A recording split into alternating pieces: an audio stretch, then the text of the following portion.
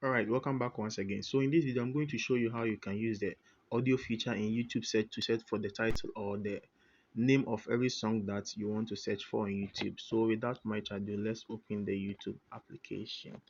Yes, I have my YouTube open. Then what we are going to do over here is that we will click on the microphone symbol, yes, top right corner there. And after clicking on it, you just click on song and sing a part, and you will sing a part of the song that you want to search for the name.